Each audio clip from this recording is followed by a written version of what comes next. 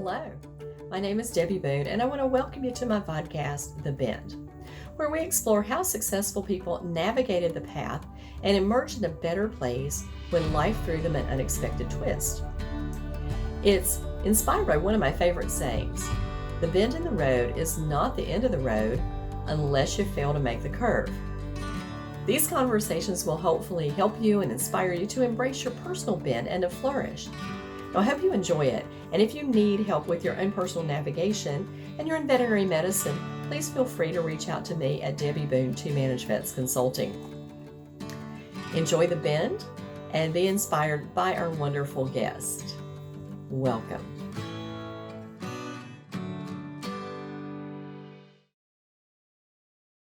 Hello, everyone, and welcome to today's episode of The Bend. My name is Debbie Boone, and I am your host today. And today I'm so tickled to have Dr. Matt Salois with me because we have been chasing each other for about 6 months now, trying to get this appointment set. He is such a busy guy, and he has a lot of bends in the road that we're going to talk about. So, Matt, thanks for being on, and I really appreciate us finally finding the time to have a chat. Yeah, I appreciate it. Like two strangers meeting in the middle of the night, finally, right? It's looking forward to it. That's it. Well, Matt even had to go, and we can all relate to this. He had to go and his cat escaped the house right before our call. So he had to go chase the cat and get it into the house first thing. But just to give you a little about Matt's experience and background, he is currently the president of the Veterinary Management Group's VMGs. But prior to that, and I guess currently you probably still are doing this, right? You're an adjunct professor of applied economics at U of F. And he is also, and this is where I met him, he was the chief economist, head of economics division for the AVMA. Prior to that, he worked for Elanco as the director of global and scientific affairs. And then this is kind of fun. He was the chief economist, director of economic and market research for the Florida Citrus Department. Now, a lot of economy there with the citrus in Florida. That's huge.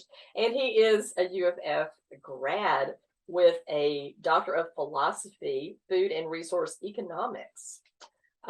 So thanks for coming, Matt.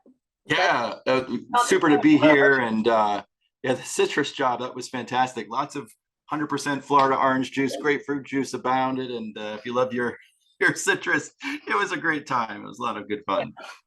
That's great. Well, you're my first economist on the bench. So I'm going to self-confess here that math is not my favorite thing.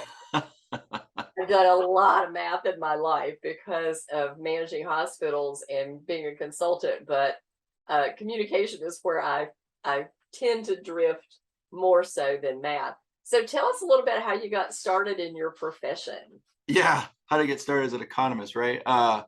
It all began in the womb with a dream I had. No,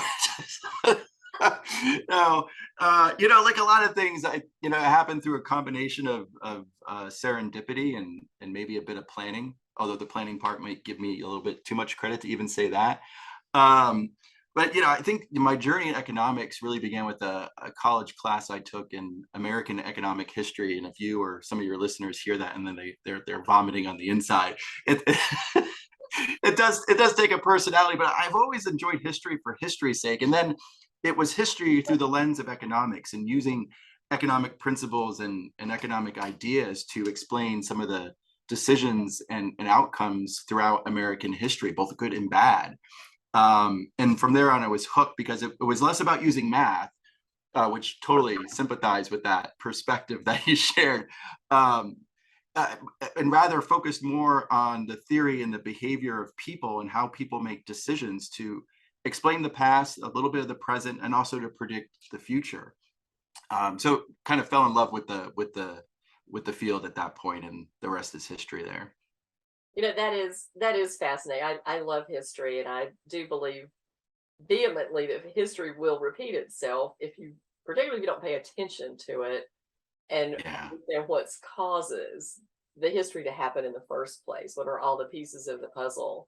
And we have to look back at that stuff in order to really figure out what's happening in today's world, because I guarantee you that there's been crises like this multiple times in history, and people have managed to work their way through it, either well or not, but they work Yes. their way through it. Yes, it's hard not to feel like we're in a terrible moment in our own individual history right now, and we very well may be, not to shortchange it.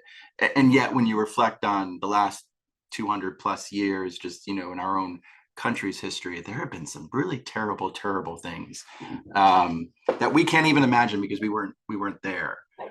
Uh, and so the reminder there is we got through it. And we will get through what we're all going through right now as well. Yeah, it's so true. So tell us about some bends in the road for you. How did life throw you a curveball? What have been some of your challenges? Yeah. When is life not throwing a curveball? Doesn't it, doesn't it feel that way? Like, goodness, can you just give me a straight one for once? Like, please. It seems like it's just full of curveballs. They abound. There's so many twists and turns here and could go in a lot of different directions. For me, it's probably a complicated story around parenting, and who doesn't have that. For those who don't know me, I'm a father, husband of 4 kids. And the journey, I think the challenge and the curveball, really the discovery process was around COVID in 2020 when we were all in lockdown. And the end story here is discovering that my 2 oldest are neurodivergent. My oldest is autistic, and my second ADHD, like 50,000 foot ADHD, right? Just like to the extreme. The energy is like if you could bottle that up. But we didn't know that until just a couple of years ago. And it was years of a journey as a parent of struggling with their uniqueness and not knowing how to explain it, and having these these awful experiences as a parent. When you reflect on, you're like, oh gosh, did I do that? Did I say that? Like, what were you thinking? Do you not have a mind in your head, or what is wrong with you? Like, these behaviors and these actions that didn't seem to have a rhyme or reason to them.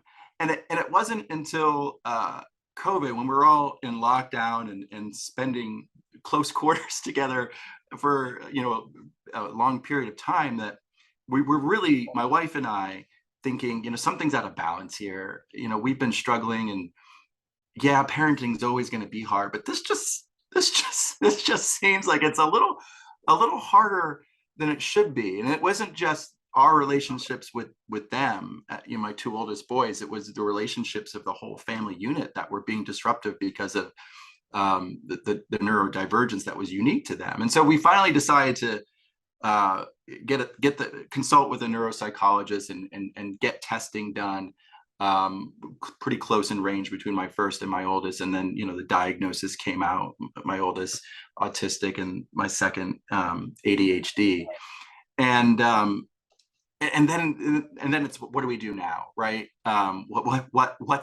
What's next, and how do we manage this information? So I know you've got other questions, that I can stop there, but that's been the huge, and we're still managing it. It's an ever evolving learning process of how to adapt and cope.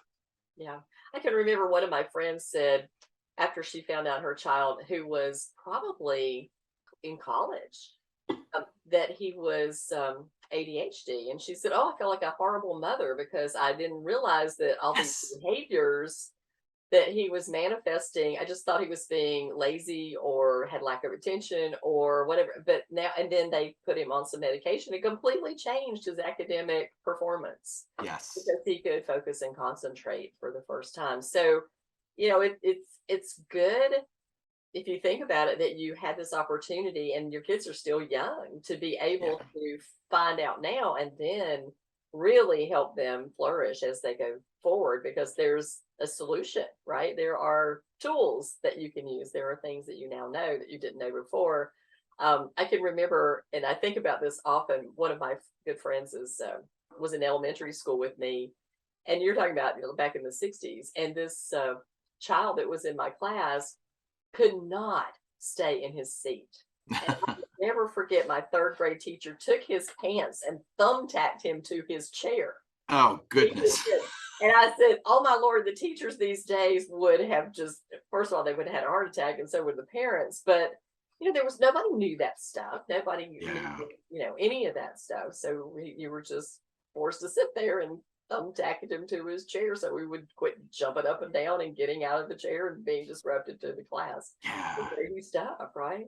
Yeah. Right. And what we didn't realize then is that that doesn't really truly fix the issue at hand, right? It does nothing. It may eliminate a symptom of what's happening there, but it doesn't do anything helpful for anybody at the end of the day, right? It really does not. It doesn't teach the child. It doesn't do any good whatsoever. And I think, I look back at some of the stuff that Temple Grandin has done, and I Yeah. how wonderful the brilliance of the things that she's taught us, in all kinds of aspects about being autistic, and the fact that that still have so much to offer the community when it's focused in the right direction and people understand what's going on. But yeah, she's Temple's fun. We've had a couple of conversations together, and we talked about cows one day. So she has a definite opinion about cows and how they're supposed to be shaped, and it's not the way they're shaped right now. I can tell you. Yeah. Yeah. Yeah. Well, and what a remarkable individual she is, and what an enlightening perspective she's given all of us who have had an opportunity to just listen to her or read some of her writings. And she's a good reminder, and you don't have to turn far to Hollywood and media to see all the stereotypes that are portrayed, right? And looking at autism as one of them. You look at TV shows or movies that often portray them as these mathematical gurus or robots or these savants.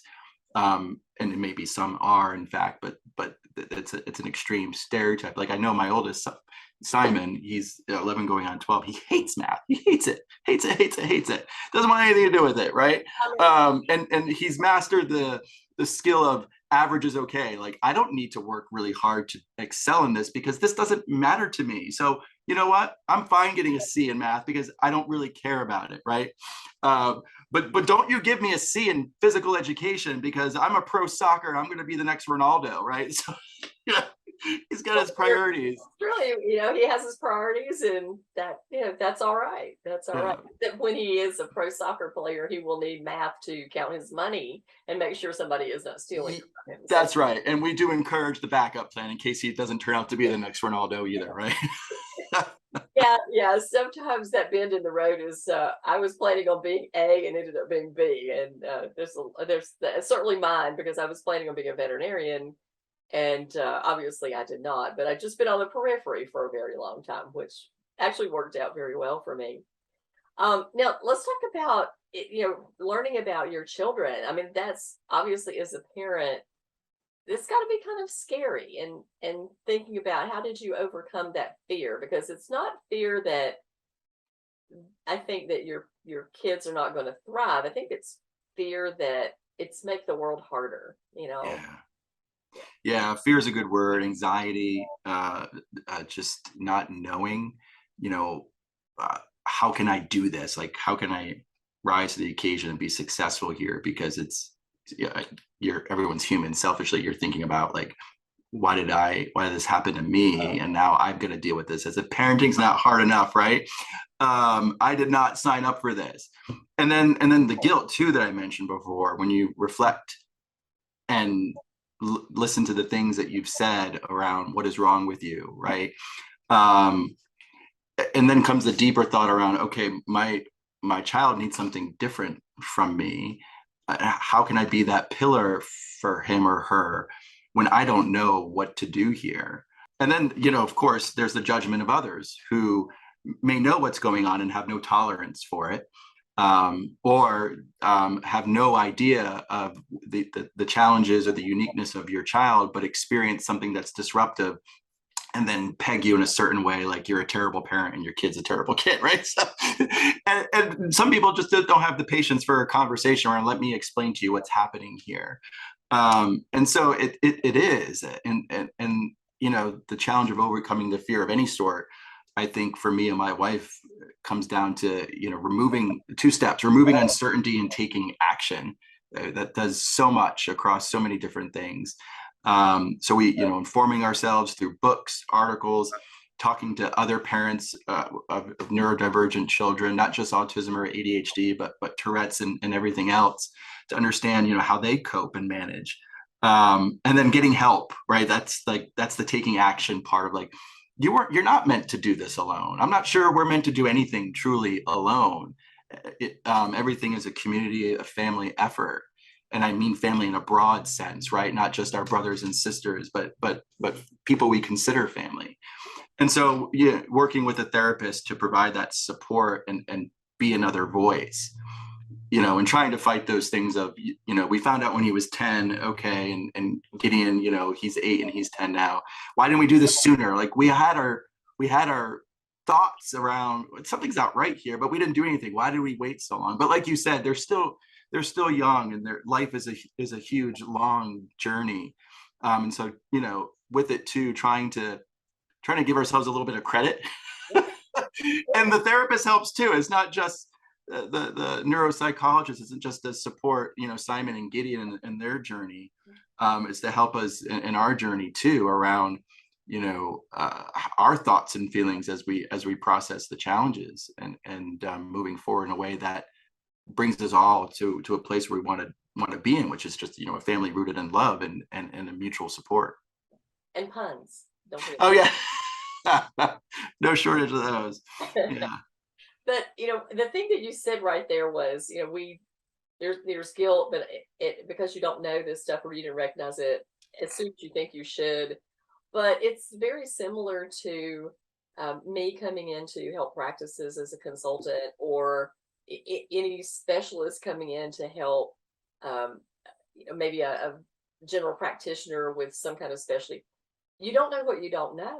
Yeah. And you can't be blamed for that. You can't feel guilty about that, because everybody's an expert in their own way. And so obviously you and your wife are brilliant people, expert in one half is. I'm not sure about the other. That's an but even then, no matter what, we only know what we know extremely well, what we spend our lives in. And it goes back to being very judgmental about other people, and humans default to judgment, right? That's just what there is, to find our biases. And we like to make very quick decisions so that we can move on to other things, instead of spending a whole lot of time actually going, then let me really think about this, because this is where cultural biases come into play. We look at somebody, we make a decision, we move on. And it's in some way our brain's way of conserving energy, because otherwise we would have to contemplate every single action every single day and would be exhausted, and almost incapable of moving through life if we did not make some snap judgments. But when we make snap judgments and they are based in cultural biases or things that actually harm other people, that's when we need to have that awareness and go, okay, now I really need to talk to myself and stop doing things. And so you just, always give yourself grace for stuff, because you just can't know everything. I would love to say we know everything, but we can't know everything. No, and we shouldn't try either. And the biases and what you just went through, our brain lies to us in ways that we don't often recognize. And this was a learning lesson for me. I don't often have the opportunity to take my children to their therapy appointments, but I did this week. And Gideon's was talking about the most common brain lies. And what I learned this a couple of years ago: anxiety, dyslexia, they're a common co-diagnosis with ADHD, and he suffers through, copes with both of those. And so common brain lies that we're managing with him are the disaster lies, like oh, there's a lightning storm, it's going to strike our house and it's going to explode. Or labeling fears, brain lies around, well, I lost a game of soccer, so I must be a terrible sports person, and I can't play sports ever because I lost this game. And so, just learning those and ways to reflect on them and think about them and combat them, because they're not true, right? And you see this all over in our workplaces, in our own households, right? Things like going back to ADHD, the labeling around, well, he's just a boy. Little boys are rowdy. That's what the problem is. And we rationalize things in a way that allow our brain to accept it. And we have to fight that rationalization because it doesn't help anybody out. And we, just use a workplace example outside of neurodivergence. My boss is an angry person, he yells at me, but that's just who he is. I just have to deal with it, right? Like, no, you don't have to just deal with it. That's not the way it's supposed to be. So we've got to move past the lies that our brain tries to get us to believe, and take a step back and ask ourselves the question, what is the right thing to do here? How do I manage this situation in a way that's helpful for everyone involved? Well, we were talking a little bit about the rants right before I started to record, and that again is something else that we've told ourselves that that's helpful, and in our brain, there's a huge emotional release, but the problem is we do train our brains to act in certain ways, and we gain emotional intelligence or we don't, and when we don't learn to control our behaviors, control our brain. And it's just what you're talking about with your son. If he's got to learn to control that negative diatribe that's running through his head and see it for what it is. And when we are dealing with, upset clients or upset fellow team members, often we'll go, oh, I can't possibly tell her the truth about how I feel about this because then she'll be mad at me or I'll get scared, or none of that can really happen. And so we just bottle it up until the point where it blows up. And when it blows up, the person who is the subject of your anger is like, I had no idea. I did not, and what is going on? And why are you mad at me? And what is happening here? Because you've completely blindsided them. But in your head, you've been running this little rat wheel of, this is every single thing that she does is showing me again that she doesn't like me, or she, is trying to sandbag me, or she's trying to gaslight me, instead of just saying maybe she's just busy, right? Right. Just, Right. yeah. So it's so important that those lies that I laughed and I told somebody earlier today on a call, I said, we just have to understand, and excuse my language, that your brain is a lying bitch and she needs to stop. When you start to let it go, you need to go, I'm not letting you get away with that. And pull yourself back and start to work the problem. That's the thing, is let's start to work the problem. It's so true. And it's not easy, right? I mean, we talk about it and okay, sure, it's simple, but it's not easy, right? I mean, the simplicity comes in taking the time to self-reflect and try and identify what's happening and the lies that your brain is telling you. The complexity is taking that step back is a lot harder than you think it is, right? Because you've got to think in the moment to do that. And usually that moment is happening in an environment of stress, anxiety, duress. Something's happening and it's causing this spot judgment here that your brain is working to process quickly, and that's where the lies can emerge to help rationalize what's happening here. And I think part of the lesson in this journey we've taken around one of the lies here that we rationalize, intentionally or not, is, with all neurodivergence, I think if there's something wrong with you, how do we fix it, right? And there are ways to support through medication, ADHD, for example. I think the reality is that there's nothing wrong. It's nothing needs to be cured here. It's a way that your brain is processing, whether it's autism, ADHD, Tourette's. It's the way your brain is processing and translating information into thought and actions. And it's not wrong. It's different. And so, yes, there are things that we can do to support you in this challenge and this journey that you have in this. And I have to be different here. I have to recognize that your brain functions different than mine. Not wrong, not better, but different. And so what do I need to do differently in order to better communicate with you in ways that are more effective? And certainly saying, what's wrong with you? Isn't one of them, right? I learned that one pretty quickly. Yeah. Well, being in animal health for as long as I've been and being fear-free certified, one of the things I try to help animal people understand is we do this instinctively with our animals. And you were talking about your cat, who's Mr. Dart and Dash, who likes to door.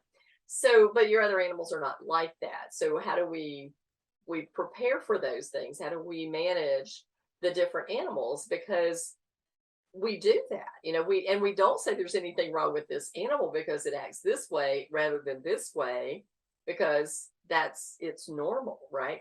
So we just need to understand that humans do think differently, and that's nothing wrong with it. I myself have a little dyslexia, and my I always say the best thing that ever happened to me in my life was a digital watch, because Ah, transpose the face of the clock. yeah. And I have to look at it and look at it again. And that's why I could never go to a blackjack table, because I can't add that fast. It makes me so stressed to see that happening.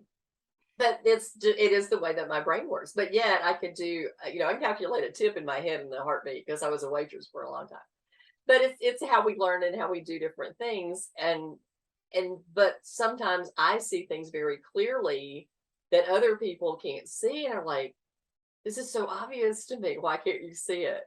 Yeah. But that's just the way, my brain works, as opposed to how some other people's brain works. But I think we need it all, right? I think we need it all, because that's how solutions happen, is to have people who think outside of the box, who think differently, who don't see things the way everybody else sees the way things go, because sometimes those things aren't going very well. And Right. somebody who is looking at it from a completely different perspective, and their mind is traveling a different path, to go, well, there's the gap. Just like Temple Grandin. There's, That's right. right? There's the, Yes. yeah. Mine's traveling different path, and it might not even be parallel. It could be completely perpendicular to your own. And that's part of the frustration here. And that just, I think that transcends, this conversation we're having on neurodivergence, and this curveball that I experience in just every aspect of our personal relationships with people. I think we can all appreciate this. I've often said texting is the worst form of communication, right? And my wife will send me a text, and then I'll follow up later, and I'll ask a question, and she'll say, "Didn't you read the text?" I'm like, I read it, but I just processed it differently. Right. And so, it's interesting that how our brains are different. And there's nothing better than when someone's processing at your wavelength, right? And you're in that zone together, and it's wonderful. And I think sometimes that can happen through chance and everything else, that you just happen to be there together, whether it's a work meeting or, a conversation with your spouse or whatever. More often than not, though, it takes effort to understand not just what the person's saying in a conversation, for example, but the thought and the emotion behind it, because then those are going to be some of the keys to help unlock that door to understand where they are, and then how you get to be where they are. Yeah. Because a person is the sum of their whole history. And, I tell people all the time, because I have a class called Dealing with Crazy, about, about conflict resolution. And the truth of the matter is that people might be angry in the moment, but they are bringing all their experience of the past to that moment. And even if it's not your fault, and a lot of times it's not, it's something that happened to them in their past. It's something that maybe another veterinarian or another business did to them, and you did something minor, but it's bringing all that back up. And very, very interesting how our past always affects our present and our Always. always.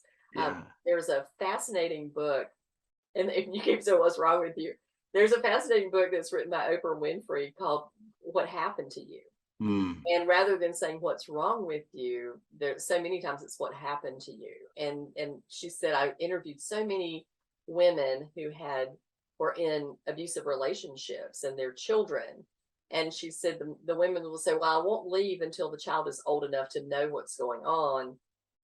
But she said, truthfully, the children, even as infants, knew, and they were affected by it later on, because there's such an emotional energy that happens in those negative situations, that even people who can't yet speak feel it. Yeah. Because we are emotional creatures. It is about feelings for us. And we like to think that we're practical, but we are very impractical. And you're an economist, so you know that much of the sway of things in the economy has to do with how people feel about things Oh, absolutely. than the You reality know, of things. and you know, there's an and here, a really important and on what you just said around the importance of the past and predicting our decisions and the role of emotion. And if we look back on those experiences that are the most impactful in our lives, it's the emotion that we most remember, right? Oh yeah. You know, I've told this story before. I'm going to paint myself as a terrible parent here, but you know, misplacing Gideon in Disney World, you know, a number of years ago, right? And there's so much about that experience that I remember. But what I remember most is the feeling. My world is crumbling, and I don't know how to fix it. Right? Everything turned out okay. Yeah, he's with, he's with us. Yeah, yeah. But the feeling is there, and I think, you know, this is real, and this is what I love about economics too, beyond the models and the math, is it's around human behavior and understanding how humans interact with one another and make decisions. And how do we do that in a way that's better, make better decisions that affect us and those around us, right? Like, you take the concept of a recession, for example, which is in the headlines, you know, a lot as of late and will continue to be. But then there's a behavioral aspect of that, is that a recession could be a self-fulfilling prophecy in some ways, right? The more you read about it and think that you are in one, you're going to behave like you are in one, and then we will be in one, right? Because the behavior fulfills the prophecy there. So it's very interesting, and it's not without challenges. But I think, again, the light here is that we own what we do, and we own what we think and what we believe. Things can inform us, things can influence us, but at the end of the day, no one can make us think, believe, or do anything other than ourselves. And so just, you know, remember that, because, you know, there's a lot of, I think, emotional and cognitive freedom that comes with recognizing that. I'm reading a very interesting book, and it's The Language of Trust, and it talks about, since 2008, the Great Recession. Prior to that, and you're certainly an expert, so maybe you feel the pain of this, but prior to 2008, persona of people in the United States was such that they believed experts. In fact, that's sort of how they got burnt in the 90s on the .com boom, because everybody was truly talking over their head about the internet. And they thought, well, they must know what they're talking about. I'll go send you some money and invest. Yeah. But since 2008, there has been a skepticism that kicked in, because all of a sudden bankers could not be trusted to loan us money that we couldn't pay back, because, you know, bankers had always been the gatekeeper. If you can't get a bank loan, well, you can't buy it because you can't afford it. And now they were loaning people money who could not afford to do those things, and Right. other things happened there. So we became skeptics.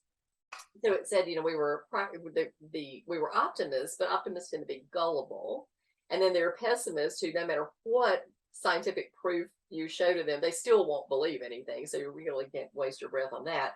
But the skeptics are actually fine if you communicate with them well, because they're going to listen and weigh both sides of it, and they're going to find what they believe to be the truth somewhere in the middle of that by weighing the information from both sides of the coin.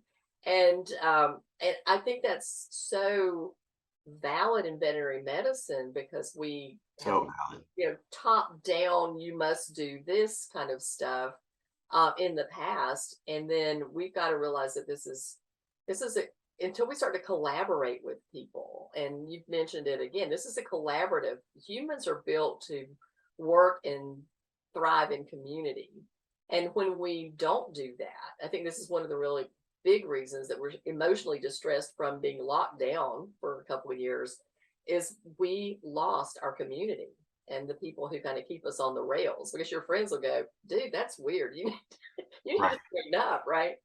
And we lost that. So tell me, as an economist, what do you think about the skepticism of people for expertise and even data? Yeah. Oh gosh, it's real. So you said that book was The Language of Trust. Is that right? Here. This was right. Yeah. I have it right here. Like, one of my top books that I've got there. I first encountered Michael Mislansky a number of years ago.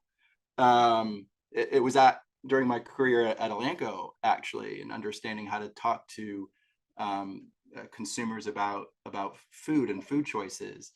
But it transcends that, obviously, because you mentioned the banking example there. And then we leveraged his insights at the 2020, I think it was the 2020 AVMA Economic Forum, and brought him in as a keynote speaker, because the language of trust is so applicable in so many areas. And the skepticism is real, so real. And what I've learned, this has been one of the most painful aspects as an economist, and it took me years to learn this, is that you can't lead with the data.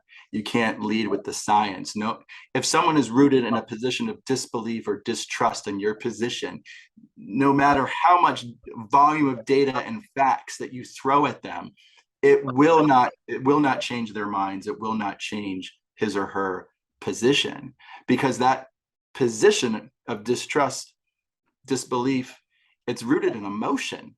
It's rooted in a belief. And when it's grounded in a belief, the data is not going to change that. So you've got to address the emotion. You have to address the belief. Yeah. It's a fascinating book, and much of it. In fact, I probably was at the economic forum and listened to him. Okay. But it was so interesting to me, because I've talked a lot over the years about the emotion involved in a veterinary medical visit, and how it's all about connection with the humans. And if you want to really be successful as a doctor, then you first have to gain the trust of the human who's bringing the patient in. And it's the medicine is secondary, and that really hurts the heart of veterinarians, because they are medicine people. They want to fix the medical problems, but until we understand that humans are the decision makers, humans are the emotion behind the medicine, we can't fix the animals. We've got to be able to gain that trust, where people go, yeah, I've been listening to you for a long time. I know that you won't steer me wrong. All of your team, not just the veterinarian, but the entire team, builds that trust. And when that happens, it is glorious. Yes. It is glorious. It is. And it's not easy to get there either. It requires a lot of hard work continuously over time. And it's not one that once you have that trust, that then good, you can stop what you're doing and move on to the next thing, right? You constantly have to cultivate it like a garden. And I think, one of the really powerful points in that book, and going to your question around the data and the facts, that's the adding element. We all want to rush in with adding what we know, right? But the first thing we need to do actually is accept the person's position, accept the person's belief or their thought on a matter. And that's not even going to get you in the door, but it gives you an opportunity maybe to walk through the door of their mindset there.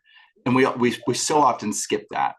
And sometimes it's visceral, right? Like the polarization that we are experiencing right now in our society, like, I can't accept you, right? I can't accept anything that you're saying right now. And that leaves no room for anything, right? There's no opportunity to come together in any meaningful way there when there is no mutual acceptance. And it has to start there. It always has to start there. Yeah. When we start to make people other, not humans, but we take them and we make them devils. And they're just humans like everybody else. They have kids, they have jobs, they want the same thing for their families as everybody else does, but they just see how that should be accomplished in a different way.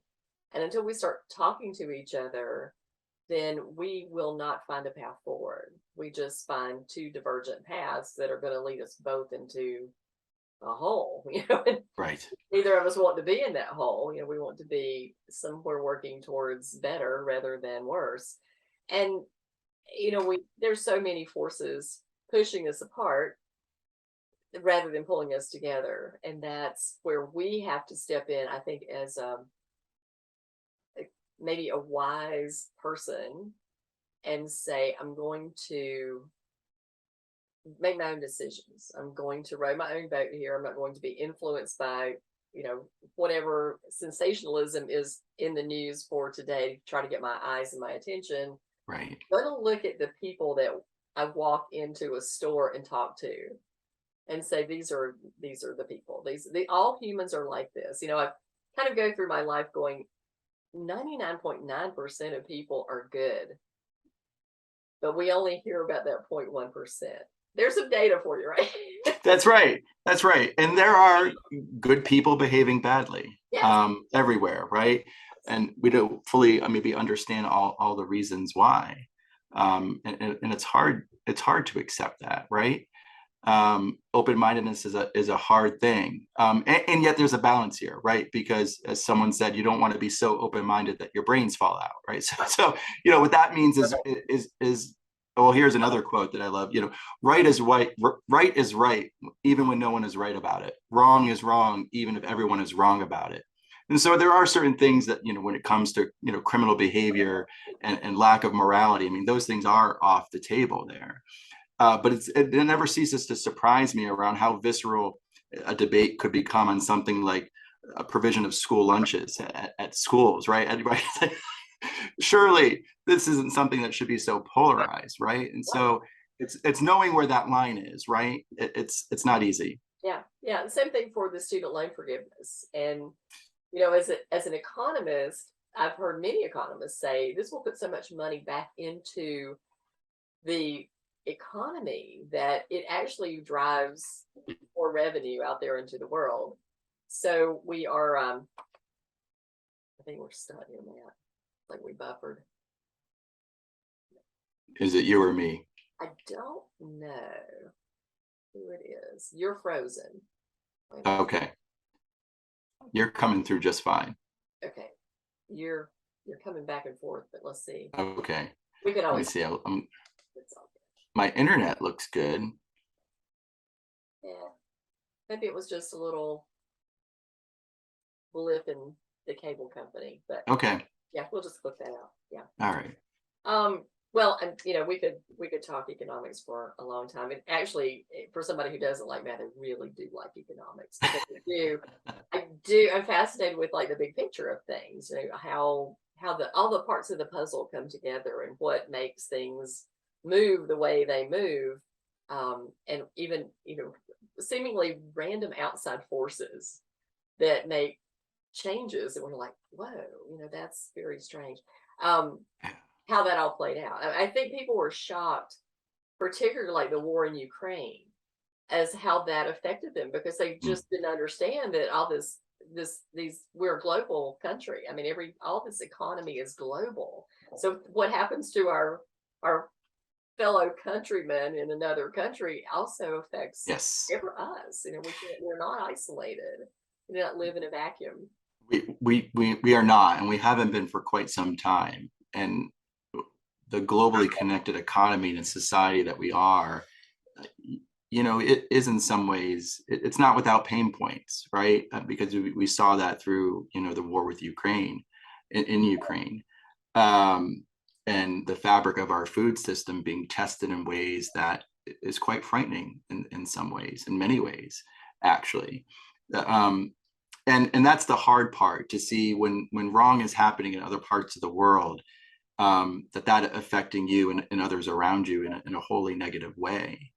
The silver lining in all of this is that when you are connected, what you do matters, and the positive aspects can have spillover. And when you're intertwined and you're interconnected, you're less likely to engage in conflict and in battle, because you depend on one another, and that dependence is very important. It's what binds a household and a family together, and globally it's the same perspective there. And some are very uncomfortable with that dependence, right? But just like you said earlier, you can't know everything. You can't count on yourself to do everything either, and that goes for individuals, that goes for countries as well. We are on a planet with finite resources. Yeah. And so how do we share in those resources in a way that achieves balance for everybody? Mm-hmm. Yeah. I want to move forward a little bit and ask you, because you have had a brilliant career, what do you consider to be your biggest mistake in your career? Well, it's kind of you to say. I don't know how brilliant I've been in that career, but maybe that's up for debate. Um, Goodness, again, a lot of there's a deep pool to pull from on this one. Biggest mistake, I think in some ways I'm still a recovering academic. I spent a few of my early formative years in academia, and the training there is because it's needed there, is to go deep on the details. And it was early outside of my career in academia that I think I was still very much in that world. And you brought up the position with the Florida Department of Citrus, and there's a governor appointed commission that oversees everything. It's very political and bureaucratic. It's very interesting. But I was presenting data on the industry at this board meeting, and I threw my sweat and my blood into this presentation, and coming at the industry data and trends from every individual angle, and I just thought it was brilliant. I did that presentation, and I saw the blank stares, and I thought to myself, I've wowed them. There's nothing else to say, right? But thankfully, I had a bit of a relationship with one of the commissioners, and he came to me after the meeting, and he asked if he could give feedback, and I'm in my late 20s. I'm like, I don't know what that means, but sure, and he said, you don't need to prove you're smart. Everyone knows you're smart. And I said, but that's not what I was doing. He's like, well, you also didn't give us any answers either. What we need to know is what we need to know. And there was a lot of information that you gave, but you never got to the point. And I was like, oh, okay. And so, I had many conversations with him and others around this concept of data and analysis and understanding what's happening through description of the trends. And really what you need to develop is a story around the end of that story being, what are the actions that person listening to you needs to take, and what is the fewest number of data points that you need to tell them in order to convince them or persuade them to take that action. And not a data dump, right? That no one needs that, right? I'm not sure anyone ever needed that, but now more than ever we don't need that. And that mistake where I, as my older 20s, thinking I rose and shined and earned first place, I actually came in last. But it was a really great learning lesson that came with some really important feedback that got me learning and thinking about things in a completely new and different way. Yeah, I love the storytelling, because I guess I'm a girl from the South, and one of the things that we learn early on is to tell a good story. Yeah. My father was quite a storyteller, and a lot of people around me, but I've always valued a good story because it does move the needle. It more so than, here's a fact, and keep it simple. That's a really great point. You just keep it as simple as you possibly can. I remember many years ago, I used to tell my clients that program was flea birth control. And one of my sales reps said, wait a minute, Debbie, that's not right. I went, no, I know, chitin inhibitor, egg tube, I know all that. My client doesn't care. They just need something relatable that says this is how it works, and I won't have fleas. And so just really keep it as simple as possible and as clean as possible, and move on with it. And so people can make a informed decision, but not be so overwhelmed that they feel it's too much to decide, right? There's too much. They have to make too many choices. So just narrow it down to a couple of big points and then move right along. Yeah. Oh, totally. And that's how we're hardwired as humans, right? I mean, if you look at early human history and some of the earliest societies across the world, Mesopotamia, Babylon, the Aztecs, the Mayans, something that they all share in common was the use of stories to communicate ideas. No one around any of those civilizations was drawing bar charts or line charts to convince others of actions that needed to be taken, right? It was through the stories and the experiences. And as humans, we're still very much the same. Nothing's changed. Well, a lot has changed, but fundamentally about how we interpret and assimilate information, it's the story that's going to be the most compelling. Yeah, that absolutely is. It absolutely is. Well, tell me about networking. I mean, obviously, you've gone from pharmaceutical company, I mean, citrus to pharma and pharma to academia, academia to association, association to VMG. Tell me what, yes. Are you recording? Yes. I'm surprised one of my children hasn't come in. So yeah. Daddy, where are the Snickers bars? No, they're locked up, son. Yeah. Okay, all right. So, Lord, now he's made me lose my train of thought, man. Networking. I think you were on networking. Yes, tell me about how networking. I mean, how did that have a role to play in you moving through all these different positions? Yeah, absolutely. I mean, I think it matters, and networking matters a big deal. Not just in our careers, but in other things that we do in our lives. I think gone are the days, and I'm not sure they ever were, that you can do everything and anything on your own. Not to sell ourselves short as individuals and our capabilities as individuals, but everything is complicated.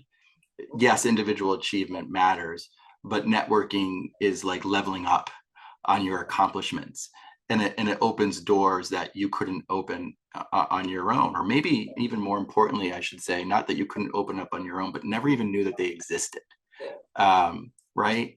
And so it's important, and it's not, it's not necessarily the schmoozing at industry meetings. I'm not sure that's what networking is. Maybe it is for some. I think networking is reaching out and building relationships with people inside and outside your sphere, your area, taking an honest interest in what they know and what you can learn from them, from their knowledge, yes, but even more importantly, I think their perspective and their lens of the world. And that's been, I think, the networking aspect for me that's been so important in this field that I work in veterinary medicine, is the conversations with veterinarians, veterinary professionals, practice managers, every industry partners. They all see things a little differently, and they all have a different background. And to understand how to overcome, challenges around, workforce and well-being and other things, like, you need everyone's input on that. And you need lots of conversations to think about, how do we get through this together? And I think that when you position network like that around, not about how do I get ahead in my career and level up in my position, but more around how do I get ahead of the trends and understanding what's happening and make decisions that level up everybody, then I think network becomes something more motivating. Oh yeah, I agree with that 100%. It's, and it takes truly some of the pressure off of you, because Yes. then you don't have to know it. You don't have to take a deep dive into everything. Oh, I know somebody who really knows a lot about that, so let me pull them into that conversation. And it is fascinating to have conversations with people who are looking at problem solving from so many different perspectives. And I've been doing some work with AHA and the veterinary visionaries, and working with that well-being stuff. And it is fascinating, because I, of course, see almost everything through the lens of how can we communicate better, because when we do, then so many of the problems solve themselves. And then other people are looking at it through compassion, fatigue, well-being stuff. Mm-hmm. Others, and I will say this too, physical well-being, because if you are in pain, malnourished, you cannot perform well. No. I really believe, I told AHA, I think that they should form well-being guidelines for the physical part of the job. It's done the mental part of the job, but the physical part of the job has a lot to do with the fact that people just can't sustain the profession because they wear themselves out. Their joints and their bodies are worn out. And we have made improvements. I can say that in 1985, some of the products that we use probably would have killed us if we hadn't stopped using them. Progress, right? Progress. Gosh, so many organophosphates out there, and we were just drenching dogs with them and not using gloves, and so many bad things we were doing. But we did wise up about that. I want to get your perspective, because you have just made a career decision, 6 months ago, to move from AVMA to the BMG groups. Tell me how you make a decision that's, really going to change your life and how you work so dramatically. Yeah, making decisions is hard. It gets harder. Even the small ones, right? Like, so I've become into birds, Debbie. It's like this new obsession I have. So I'm setting up bird feeders everywhere and reading about birdscaping. That's a thing where you landscape to attract the birds, right? And I was just, on Amazon looking for a bird feeder, and goodness gracious, talk about decision fatigue right there. Like, I don't need to look at 10,000 different bird feeders. And if that wasn't enough, there's like reviews, and then that one negative review sends me off, and then there's suggested products and alternatives, and it's like, I just want a bird feeder. This is hard, right? And then you talk about complicated decisions around making a job change or changing careers in different industries, right? Like, it's difficult. I think what's guided me is knowing what I'm after, knowing what you're after, and knowing what you're willing to give up to get that, and recognizing that there's always a trade-off. That's an economic fundamental. Like, trade-offs exist everywhere, everywhere. And so understanding that, and I think, the clarity is understanding a little bit around your end game. It doesn't mean you need to have this preconceived notion of what your life looks like. You just, I guess, guardrails around what you want it to look like, right? And does that next decision that you make in your career or your job take you closer to that? And for me, it's always been this balance of choosing a role that has a positive impact and allows me to balance my commitment to my family. And two of those things just, they're so important. The first one around just feeling like I'm doing something important and being a part of a greater cause. And the other is because I work to live. I don't live to work. And that's guided me in my decisions, I think, really well. And I think that construct is going to look different for different people around what is that for you. It takes some introspection. It's very hard. It does. I went to AVMA, and I went to Cindy Courtney's lecture, and she was talking about giving feed forward. And I thought, this is really a great concept, because she said, I have a tendency, per my staff in my 360 reviews, to say, she comes off as a know-it-all, and she's brilliant. She's such a bookaholic. She just knows everything. And she said, so this is my challenge. And I thought, So we were doing this little exercise, and so we were doing the feed forward exercise, and she says, okay, Debbie, how can I help my problem with being the know-it-all? And I said, well, first of all, having a conscious awareness of it. I said, but also engaging your curiosity, instead of saying, I have to teach you stuff, always being curious about what the other person says. And so then it was my turn, right? So my turn is, I tend to overcommit myself, because I am so interested in so many things. Yeah. And what you just said about the career decision really hit home, because what Cindy said to me was, when you look at these opportunities, are they what you want to spend your time with? Do they fall into that, this is important to me, your goals of what you want to do with your time and your business? And if not, then it's easy to make that decision to go, that's fascinating, I would love to be involved in it, but it's not for me. It's not in my focus. It's not going to move my career forward or move me personally forward into something I'm really interested in doing. So I said, oh, that's really great, because maybe that will stop me from being like, squirrel. Yeah. And it's knowing where you don't want to be too, and that's just as important. I had this experience a long time ago. I was applying for a strategy position in a big human pharma company. I thought that's what I wanted to do. I don't know what I was thinking, but anyway, I applied, and I got pretty far, and then I didn't get the role.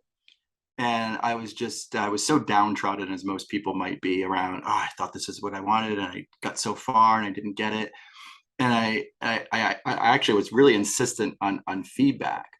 And I got it, which was great. It was hard to hear. And the person who interviewed me said, you really messed up on this one question. I asked you where you wanted to be in 5 years, and you were really wishy-washy, and you didn't have a clear definition. And when we work in strategy, you need to have a clear articulation of what the future looks like. And then it was these emotions like, oh, how dare you? Like, yeah, that's awful. And then you think, I'm an awful person. I'm so unskilled. How could I work in strategy? Because I didn't have that. And then I thought to myself, that's not what I want my life to look like.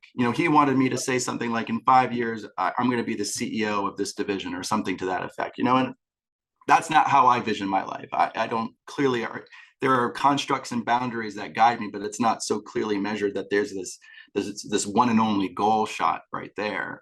And that's not right or wrong. It's going to be different for everyone, I think, around how you define what that future looks like. But always guide people to the principles. The principles, so you got rule books and principles. Rule books tell you step by step what you need to do and what the outcome looks like in an exact defined way. But the principles are like north, west, south, and they'll get you where you want to be. Principles are easier to follow in some ways in the rule books because it's more general, and there's an ability to be flexible in your thinking and your action.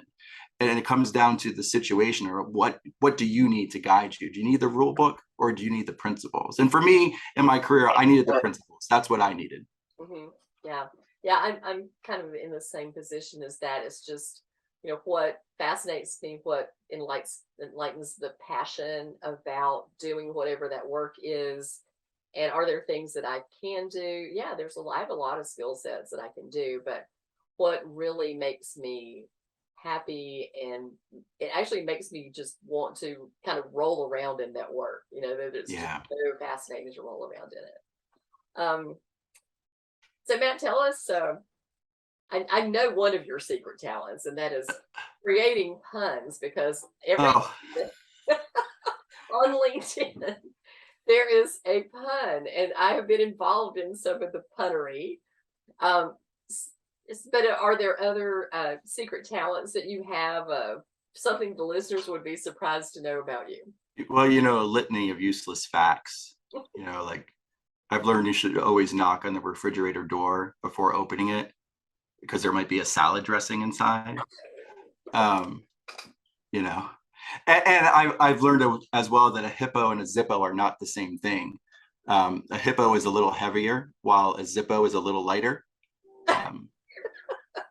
So I'm not sure. I'm not a smoker, but maybe you need to be a smoker to get that. I'm not too sure. Example of the puns that we see. These are dad joke level puns, right? Because they're all very very clean puns out there. I'm going to ask you for any final words of wisdom. And, we talked about a book we both pulled off the shelf. Any other books that you would recommend to our audience and say, this is something that you need to read and invest your time in? Yeah. Oh gosh, there's so many. I think, a book that I recently read that helped me personally it's called The 5 a.m. Club. And I am not a morning person. I have never been. I like to go to bed early and wake up late. Like, that's me, if I'm really honest. But I know I need to own my day, and getting a head start is really important, not just for my career, but being, a husband and a father too. And so this was about putting forward the right behaviors to start your day at 5 a.m. in the morning, to carve out the room that you need to prioritize the other things. And it's helped me a lot. And it's helped me balance, work and life in a better way. And I think make better decisions for myself, just for my own personal health. I think just words of wisdom. We've talked about, curveballs and adversity. I would just end with what we touched on around, take action and get help from others. Those two things will never go out of style. And ultimately, that's why I'm where I am with veterinary management groups, because we are a community of practice owners coming together to help support one another and elevate everyone. And it's just a really wonderful, wonderful thing. Yeah, I think working in a silo is never good. And I've been in communities where there were a lot of veterinarians who were very collaborative with each other. And that was kind of in the practice that I grew up with. We all knew each other. We borrowed stuff from each other. We talked about bad employees with each other. Don't hire this one. But then there were other communities that there was almost like a battle between practices. And I always thought, man, what a waste of energy. Really, just do what you do the best you can do and help people along the way. And you'll never go wrong with doing that. No, So absolutely. thank you for taking the time and sharing your story with us. And, I'm sure that there are people out there who can relate to your story with the kids and the career changes. And, I people who can manage all that. I've never had any kids, and I think my life has been so simple compared to some of my friends who have kids and grandkids and all this stuff going on. So I really am impressed that you've managed to keep all the balls in the air, so to speak. And I wish you good luck with all of that. And I'm so glad that you found out your kids have these conditions so that you can work with them and they can, flourish. And then you guys can just, who knows Fly what to the moon and back, right? amazing things will come out of this. I appreciate all those kind words, and Debbie, and I think you've made many continued positive contributions on this profession. That's why I'm so thrilled that I know you, and I've known you for a little while, because I know the work that you do and the impact that you have in each and every practice. And that just matters a great deal to me, working in this profession, trying to make it a better place too, like you. And I know it matters to the people and the practices that you impact. So thank you for what you do. And Oh, thank you for being willing to have a conversation with me, because not many are. they're just afraid. They're afraid of economy, right? Yeah, I'm afraid I might put them to sleep before they're ready to go to bed. Well, I knew better. See, I had conversations with you, so I already knew. All right. Well, thank you again. And thank you to the audience for listening. We will have all Matt's information in the show notes, so you can reach out to him. And if you're interested in VMG, I'm sure he will. We will have all that information in there for you too. So thank you again for contributing to the show and for all you've done for VetMed. And I look forward to seeing you again sometime, someplace on the conference trail, because I'm sure that's where it will be. At a time and a place to be determined. Yeah, no, thanks, Debbie, so much.